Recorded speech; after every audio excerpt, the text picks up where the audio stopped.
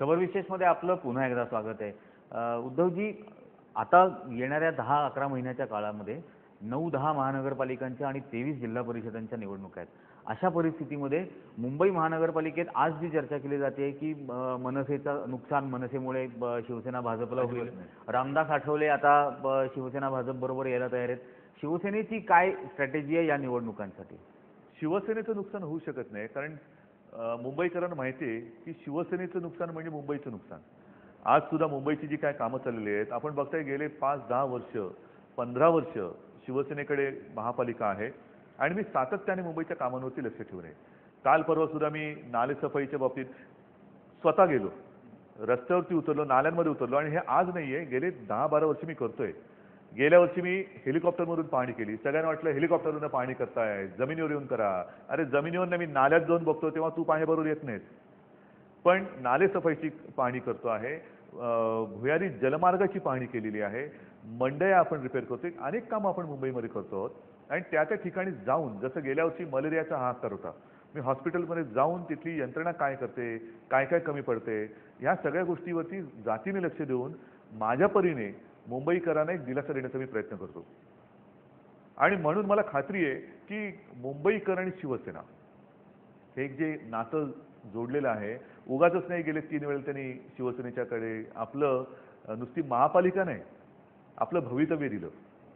आपलं भवितव्य दिलं म्हणजे रस्त्यावरती खड्डे पडले, मी रात्री अपरात्री रस्त्यावरती उभं राहून खड्डे बुजवून घेण्याचं काम करतो.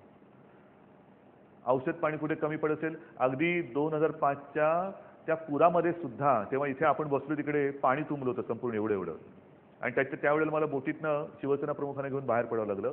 पण दुसऱ्या दिवशी डॉक्टरांची आणि शिवसैनिकांची टीम घेऊन मी मुंबईतल्या नाक्यावरती जिकडे जिकडे शक्य असेल तिकडे वैद्यकीय शिबिरं सुरू केली होती. थेट कल्याण डोंबिवलीपर्यंत मी गेलो होतो, झोपडपट्ट्यांमध्ये गेलो, सगळीकडे गेलो. महानगरपालिकेच्या बाबतीमध्ये विशेषतः जवाहरलाल नेहरू पुनरुत्थान योजनेसारखी एक मोठी खरं तर इन्फ्रास्ट्रक्चर डेव्हलप करायला एक योजना आलेली होती. मुंबई महानगरपालिकेने प्लॅनही आराखडा खूप विस्तृत स्वरूपात सादर केलेला होता. पण JNNURMची कामं तितक्या मोठ्या प्रमाणावरती होताना बाहेर दिसत नाहीत. त्याच्यामध्ये त्या योजनेअंतर्गत 100% पैसा नाही मिळत. नाही, 50% मुंबई महापालिकेचा असतो, 35% त्यांचं आणि 15% राज्य सरकार, किंवा 15% दिल्ली आणि 35% राज्य सरकार, पण 50% महापालिका आहे. म्हणजे देवनार डम्पिंग ग्राउंडचं जे काम होतंय, आशियातलं सगळ्यात मोठं लँडस्केपिंगचं ते एक क्षेत्र होणार आहे. आणि आता तिकडे जो कचऱ्याचा संपूर्ण त्रास होतोय, दुर्गंधी वगैरे, किंवा मुलुंडच्या इकडे दुर्गंधी येते, ती सगळी निघून जाणार आणि ते डम्पिंग ग्राउंड नाही राहणार, प्रोसेसिंग होणार तिकडे. म्हणजे आरोग्याला सुद्धा लोकांना जसं गोराईला केलेलं आहे, गोराईमध्ये लोकच बोलत आहेत की पूर्वी भयानक परिस्थिती होती, राहणं शक्य नव्हतं, म्हणजे श्वास घेणं शक्य नव्हतं. तिकडे आता छान ती जागा झालेली आहे. तसंच देवनारमध्ये होते, कांजूरला होते, मुलुंडला होते. आणि कचऱ्याचं नुसतं डम्पिंग ग्राउंड जे आहे ना, मुलुंडचं डम्पिंग ग्राउंड होतं, ते डम्पिंग तसं राहणार नाही. लोकांना मोकळी स्वच्छ हवा आणि त्याचबरोबरीने फिरण्यासाठी मोकळी जागा मिळेल. हा महत्वाकांक्षी प्रकल्प आहे. मद्य वैतरणाचं काम आता मार्गी लागलेलं आहे, ते 2012 मध्ये पूर्ण होते. म्हणजे पाण्याची समस्या आम्ही सोडतोय, कचऱ्याची समस्या सोडतोय. गेल्या ह्याच्यात मी आता बोलत नाही, कारण शेवटी पाऊस आणि मुंबईची पाणी वाहून नेण्याची क्षमता ह्याला मर्यादा आहे, पण पावसाला मर्यादा नाही आहे. पण गेल्या वर्षी आपल्याला आठवत असेल की 50 वर्षातला सर्वाधिक पाऊस होऊन सुद्धा सुदैवाने आपल्याला त्रास झाला नाही, कारण मुंबईमध्ये गेल्या 2-3 वर्षात जे पंपिंग स्टेशन सुरू केली गेली त्याच्यामुळे ते झालं. आता आणखीन याच्या पुढची व्हायला अजून 1-2 वर्ष लागतील. म्हणजे आपण कॅपॅसिटी वाढवत चाललेलो आहोत, पण शेवटी ढगफुटी हा विषय विचित्र आहे. पण तरीसुद्धा मला असं वाटतं नेहमी निसर्ग आपल्यासोबत राहिलेला आहे. अनेकदा अशी संकट आपल्या वेशीवरनं गेलेली आहेत, म्हणून पण महापालिका आटोकाट प्रयत्न करते. या महानगरपालिका निवडणुकांच्या पार्श्वभूमीवर आता रामदास आठवले म्हणतात की आम्ही शिवसेना भाजप बरोबर जाणार. काल गडकरींनी पण त्यांचं स्वागत केलं. यापूर्वी ते बाळासाहेबांना आणि आपल्याला भेटून शिवसेना प्रमुख गेले अनेक वर्ष शिवशक्ती भीमशक्ती एकत्रित येण्यासाठी प्रयत्न करत आहेत, अनेक म्हणजे अनेक वर्ष. आणि मध्यंतरीच्या काळात रामदासजी जेव्हा इथे चालू होते मातोश्रीमध्ये, त्यावेळेला पुन्हा एकदा तो विषय निघाला. शिवसेना प्रमुखांनी त्यांना तेच सांगितले की अरे हा जो समाज आहे त्या समाजाचा दुरुपयोग काँग्रेस करते, उपयोग नाही दुरुपयोग करते. आणि ज्या पद्धतीने उपयोग करून फेकण्याची जी काँग्रेस चिंती आहे पाहिजे होते तेव्हा रामदास आठवले त्यांना खासदार केलं, पण खासदारकी गेल्यानंतर संपूर्ण दृश्य तुमच्याच सगळ्यांच्या टीव्ही चॅनलच्या माध्यमातून बघितलं की जणू काही एखादा गुन्हेगार त्या घरात राहावा आणि त्याचं सामान बाहेर फेकून द्यावं, तशा पद्धतीने त्यांचं सामान बाहेर फेकून दिलं.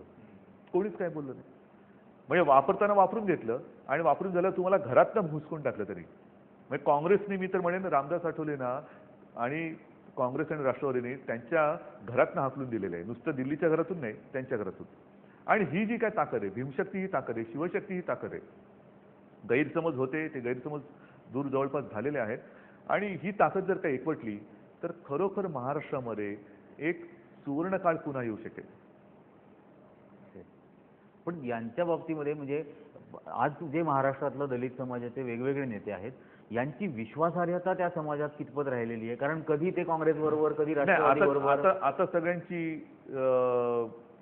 एक खात्री पटलेली आहे की काँग्रेस आणि राष्ट्रवादीचं वापरा आणि फेका हे धोरण आहे. शिवसेना आणि भारतीय जनता पक्ष गेले 20-25 वर्ष, म्हणजे आता किती वर्षांनी तुम्हीच मोजा, आम्ही एकत्र, ठीक आहे, मध्ये कधीतरी मतभिन्नता होत असेल, पण पुन्हा आम्ही एकत्र, म्हणजे आमचं ध्येय, आमचं उद्दिष्ट केवळ सत्ता प्राप्ती नाही, तर ज्या वेळेला आमच्या हातात सत्ता होती त्यावेळेला जे आम्ही काम करून दाखवलं ते काम आजही लोक आठवण करतात. ही गोष्ट तर आहे. या विशेषतः रामदास आठवलेंच्या बाबतीमध्ये जे बाहेर वेगवेगळे मतप्रवाह आहे आणि आता एक एक मुद्दे जे यायला लागले की शिवसेनेनी नामांतराला विरोध केलेला होता. याचा एक सांगतो तुम्हाला, डॉक्टर बाबासाहेब आंबेडकर मराठवाडा विद्यापीठ हा पर्याय त्यावेळेला शिवसेना प्रमुखांनी सुचवला होता, हे रामदास आठवलेंनी सुद्धा सांगितलेलं आहे. आणि पुन्हा मी हेच म्हणेन, मगाशी जे मी बोलत होतो की आंदोलन पेटू द्यायचं, आंदोलन होऊ द्यायचं आणि अंगलट यायला लागल्यानंतर मग मान्य करायचं. त्यावेळेला पण हेच झालं. ज्या वेळेला शिवसेना प्रमुखांनी हा पर्याय सुचवला त्याच वेळेला जर का ते मानलं गेलं असतं तर पुढचं आंदोलन नसतं घडलं. आणि त्यावेळेला सुद्धा अत्याचार कोणी केला हे आता तिथले दलित लोकच सांगतात. पण नामांतराचं खूपच मोठं आंदोलन झालेलं होतं आणि पण त्यावेळेचे हे जे मुद्दे किंवा रिडल्स ऑफ रामायणाच्या काळामधले मुद्दे हे आता बाहेर ह्याच मुद्द्यांचा उपयोग करून किंवा दुरुपयोग करून काँग्रेसवाल्यांनी यांना बांधून ठेवलं होतं की बघा हे तुमचे शत्रू आहेत, बघा हे तुमचे शत्रू आहेत, आणि यांचा वापर करून घेऊन त्यांना सोडून दिलं.